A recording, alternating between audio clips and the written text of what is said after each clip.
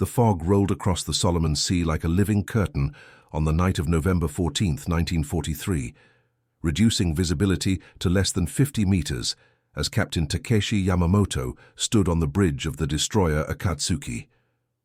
The veteran commander smiled as the thick mist swallowed his three-ship task force, turning even the nearest vessel into nothing more than a grey ghost in the darkness.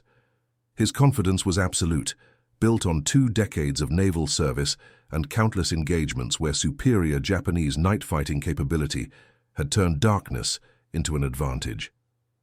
What Captain Yamamoto and his experienced crew could not yet comprehend was that their greatest strength had become their most dangerous liability, and the protective fog they trusted so completely would prove utterly transparent to eyes they did not know existed. Before we dive into this story, make sure to subscribe to the channel and tell me in the comments where you are watching from.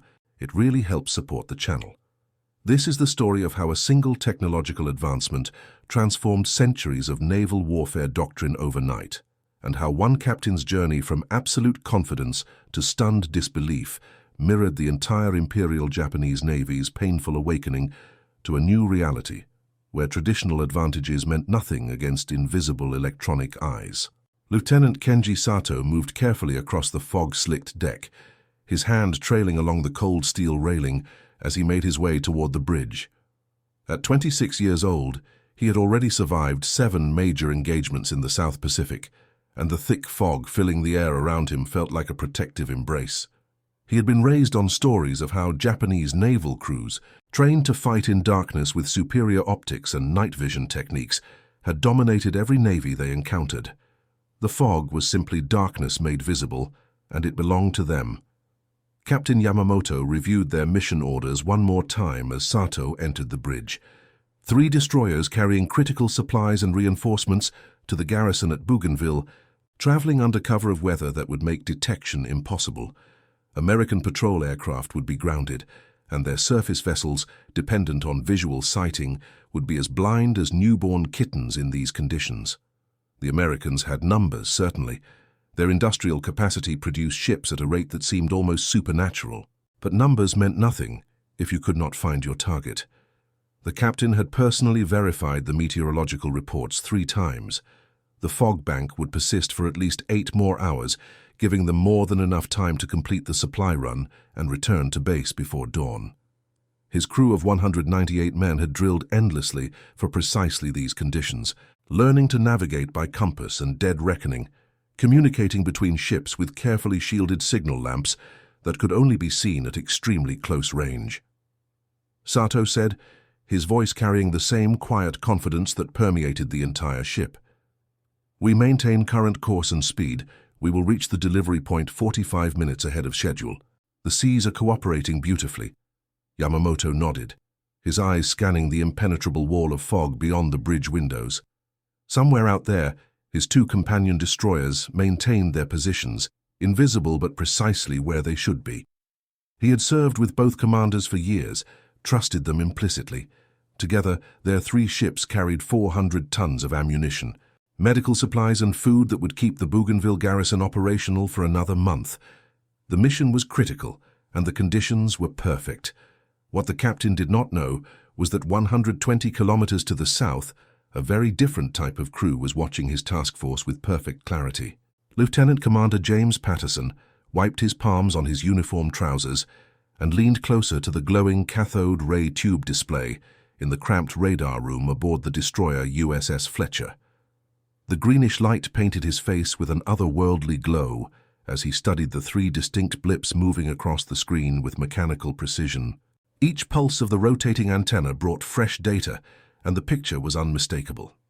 3 ships traveling in formation, bearing 340 degrees, range 119,000 meters, and closing. Seaman Robert Chen, a 22-year-old from San Francisco who had scored in the top 2% of his radar operator training class, made minute adjustments to the controls with practiced ease. The son of Chinese immigrants, Chen had volunteered for service the day after Pearl Harbor, driven by a fury that still burned 3 years later. He had found his calling in the strange new world of electronic warfare, where pattern recognition and mathematical precision mattered more than physical strength. Chen said quietly, his eyes never leaving the display. I'm reading 3 distinct targets maintaining perfect formation spacing. Approximate displacement suggests destroyer-class vessels. Their speed is holding steady at 22 knots. They have no idea we are tracking them. Patterson allowed himself a tight smile. The SG surface search radar set humming behind them represented the cutting edge of Allied technological advantage, and it had already proven its worth in a dozen engagements. The Japanese had radar of their own, certainly, but their sets were primitive by comparison, plagued by unreliability and limited range. More critically, Japanese naval doctrine had failed to fully integrate radar into their tactical thinking, treating it as a backup to traditional visual methods rather than the primary detection system it had become for American forces. Captain William Bradley entered the radar room, his weathered face betraying none of the excitement Patterson knew the man must be feeling. At 48 years old, Bradley had commanded destroyers since before the war began, and he had adapted to new technologies with an enthusiasm that inspired his entire crew. Where some older officers viewed radar with suspicion, Bradley had made it the centerpiece of his combat operations. Bradley said, his voice calm and methodical, "Do we have a solution for intercept?" Patterson nodded, already working the calculations on a small plotting board. Based on their current course and speed, we can position ourselves across their projected path in approximately 38 minutes. The fog will keep us invisible to their lookouts until we are within 500 meters. They will never see us coming until we are directly on top of them. The captain considered this for a long moment, his mind running through tactical options with the speed of long experience. The Fletcher was not alone.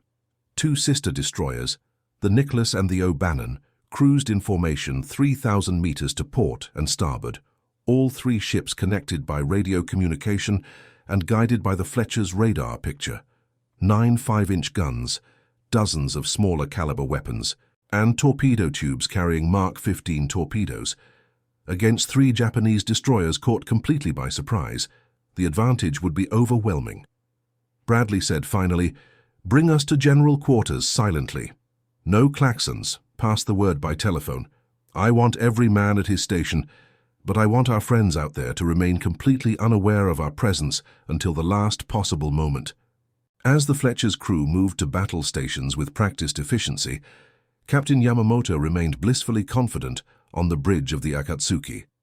The fog had grown even thicker, if such a thing were possible, reducing the world to a bubble of grey nothingness that extended barely 30 meters in any direction. His ship was a ghost, invisible and untouchable, carrying out its vital mission exactly as planned. Lieutenant Sato returned from a tour of the ship's interior spaces, reporting that morale remained high despite the oppressive conditions. The crew understood the importance of their cargo, and they drew strength from the protective fog that surrounded them. Several of the younger sailors had commented that they felt safer than they had in months, sealed away from American aircraft and surface patrols by a wall of mist that rendered them invisible. Yamamoto shared their confidence. He had fought the Americans since the war's opening days, had faced their growing numbers and increasing aggression with tactical skill and the advantage of superior night-fighting capabilities. The fog was merely darkness in a different form, and darkness had always been Japan's friend in naval combat. His lookouts, trained to spot tiny details in low-light conditions, scanned the fog with practiced eyes, seeing nothing because there was nothing to see. What he could not see, and could not even imagine, was the electronic picture building with perfect clarity aboard the Fletcher as Patterson and Chen tracked his every movement with mechanical precision. Chen said, excitement creeping into his normally steady voice, "They are maintaining course and speed. No evasive maneuvers, no indication they suspect anything. The range is now down to 42,000 meters and closing at a combined speed of 44 knots.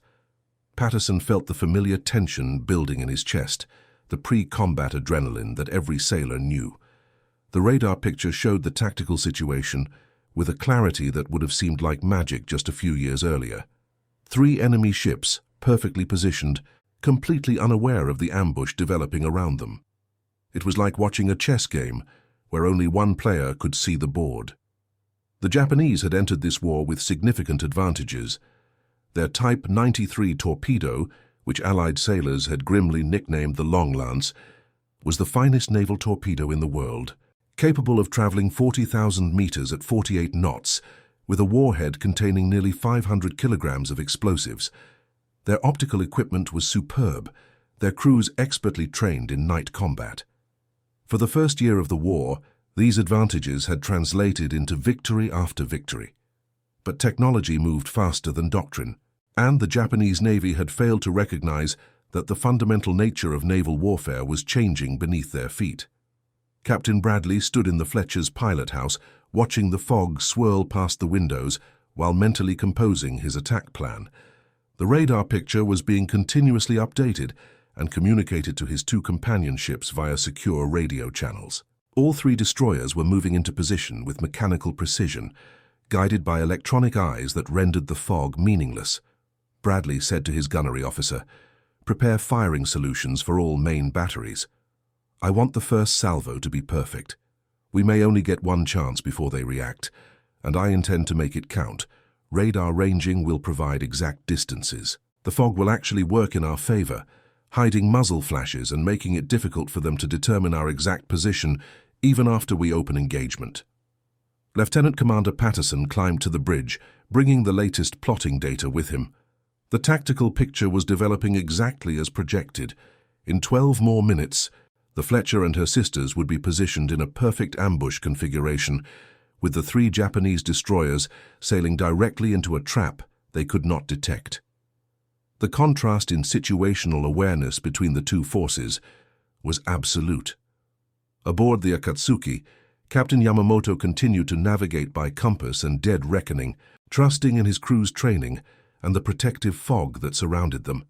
His lookout stared into grey nothingness, seeing nothing because visibility remained essentially zero. The ship's own radar set, a primitive Type 22 device, was switched off to reduce electromagnetic emissions that might theoretically be detected by enemy equipment. The irony was profound. Japanese concerns about radar emissions detection had caused them to turn off the one device that might have warned them of approaching danger, while American radar operators tracked their every movement with casual confidence. Chen said, his fingers making minute adjustments to the radar controls, "Range now 27,000 meters and closing. Their formation spacing is perfect. Textbook destroyer screen configuration. Estimated time to intercept position is 9 minutes 30 seconds. Aboard the Akatsuki, Lieutenant Sato commented to Captain Yamamoto about how smoothly the mission was proceeding. The seas remained calm, the fog provided perfect concealment, and they would reach their delivery point with time to spare. Several of the crew members passing through the bridge wore expressions of relief, grateful for a mission that seemed to be unfolding without complications. Yamamoto nodded his agreement, but remained cautious by nature. He had survived this long by never taking anything for granted, by always assuming that the enemy was more capable than they appeared. Yet even his caution could not prepare him for what was about to occur, because he was operating within a paradigm that had already become obsolete. The engagement began at exactly 0237 hours when Captain Bradley gave the order to open fire. The Fletcher's 5-inch guns roared to life, their muzzle flashes briefly illuminating the fog before being swallowed by the grey mist.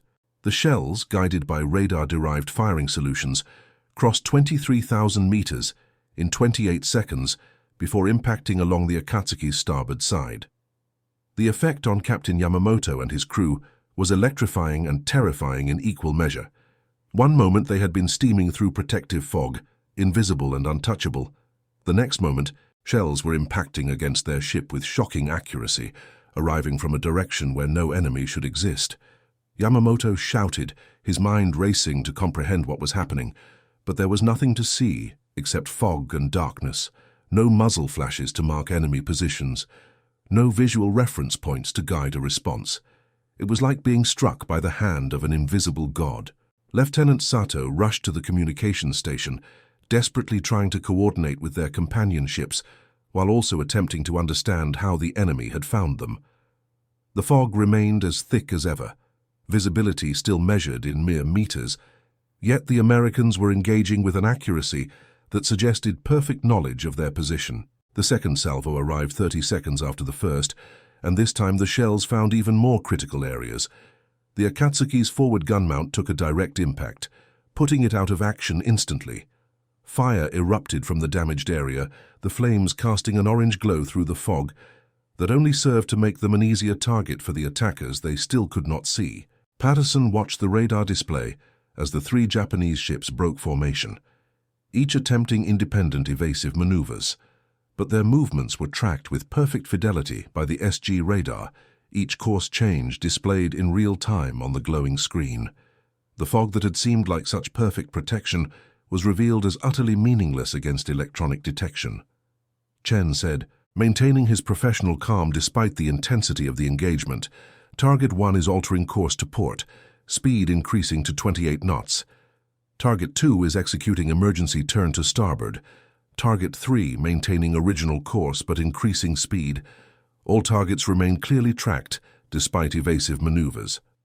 The O'Bannon and Nicholas had joined the engagement now, their guns adding to the devastation being visited upon the Japanese task force. The Americans fired in carefully controlled salvos, using radar to maintain perfect knowledge of target positions even as the fog rendered visual targeting completely impossible. It was precision gunnery, elevated to a level that would have seemed impossible just a few years earlier.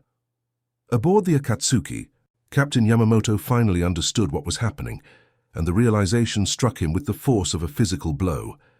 The Americans had found some way to see through the fog, to track his ships with perfect accuracy, despite conditions that rendered traditional visual detection impossible. The implications were staggering, threatening to overturn everything he had learned about naval warfare over 2 decades of service.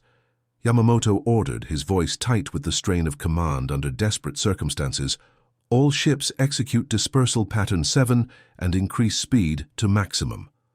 Launch torpedoes on approximate enemy bearings and then disengage at best possible speed. We cannot fight what we cannot see. But even as he gave the orders, Yamamoto knew they were inadequate. The Americans could see them somehow, could track their every movement through the fog with perfect clarity, while his own forces remained essentially blind.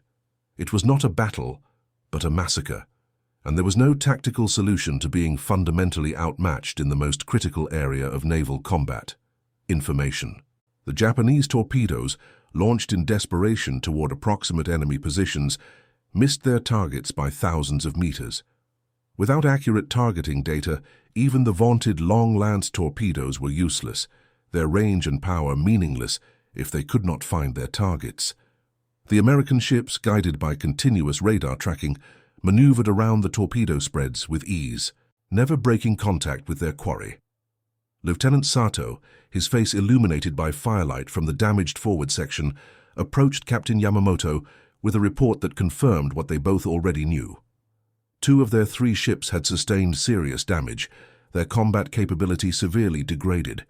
The 3rd destroyer had disappeared into the fog, hopefully escaping. But without any way to coordinate or communicate effectively, they were reduced to individual vessels, trying to survive rather than a coordinated fighting force. Yamamoto made the hardest decision of his military career, ordering his ships to scatter and attempt individual withdrawal at maximum speed. It was an acknowledgement of defeat, a recognition that they had been beaten by an enemy capability they did not fully understand and could not effectively counter. The supply mission was a failure. The garrison at Bougainville would not receive its critical cargo, and his task force had been scattered like leaves before a storm. As the Akatsuki limped away at reduced speed, trailing smoke, and with nearly a quarter of its crew requiring medical attention, Captain Yamamoto stood on the bridge and replayed the engagement in his mind.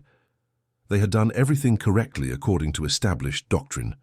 They had used weather to their advantage, maintained formation discipline, posted vigilant lookouts, and executed their evasive maneuvers with precision when attacked. None of it had mattered. Patterson and Chen remained at their stations in the Fletcher's radar room, tracking the withdrawing Japanese ships until they finally moved beyond effective radar range. The engagement had lasted less than 30 minutes, yet it represented a fundamental shift in the nature of naval warfare that would only become more apparent as the war continued. Captain Bradley assembled his officers for a brief after-action discussion, while the crew secured from general quarters. The Fletcher had expended 127 rounds of 5-inch ammunition and had not sustained so much as a scratch in return. The radar had performed flawlessly, providing continuous tracking throughout the engagement, despite weather conditions that had rendered traditional visual detection completely impossible. Bradley said to his assembled officers, "What we accomplished tonight is going to become the standard for naval operations. The fog was irrelevant, darkness was irrelevant, traditional concealment was meaningless. We had perfect information about enemy positions, while they had essentially none about ours. That is not just a tactical advantage, that is a revolution in how naval warfare is conducted." The captain was correct, though even he could not fully appreciate how profound the shift would prove to be. Radar technology would continue to advance at a breathtaking pace, each improvement further eroding the advantages that Japanese forces had relied upon since the war began. The long-lance torpedoes, the superior night optics, the extensive training in visual detection, all of these became secondary factors when the enemy could see through fog and darkness with electronic eyes. For Captain Yamamoto, the night's engagement marked the beginning of a painful education in technological warfare. He would survive the war, living to see Japan's surrender in August 1945, but the confident officer who had smiled in the fog that November night was forever changed. He would command ships again, would fight more engagements, but never with the same absolute confidence in traditional naval doctrine that had characterized his earlier service. The Akatsuki would return to base for repairs that took 6 weeks to complete.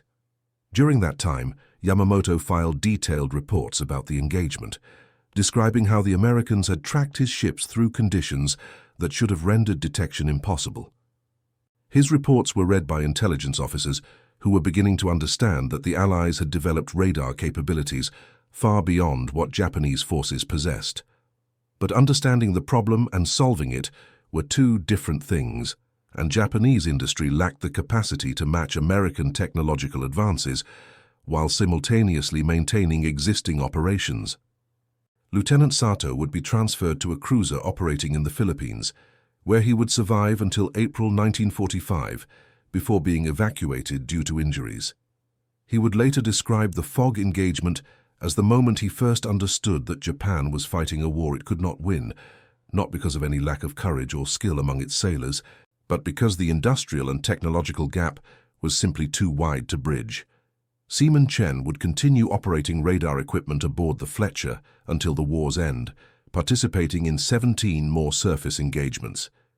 He would return to San Francisco in December 1945, marry his childhood sweetheart, and eventually work as an engineer for a company developing commercial radar systems for maritime navigation. He would always remember the night in the fog as the engagement where technology proved more powerful than courage or training. Lieutenant Commander Patterson would be promoted to full commander and given his own ship in early 1944. He would spend the remainder of his naval career advocating for radar technology and training crews in its effective use.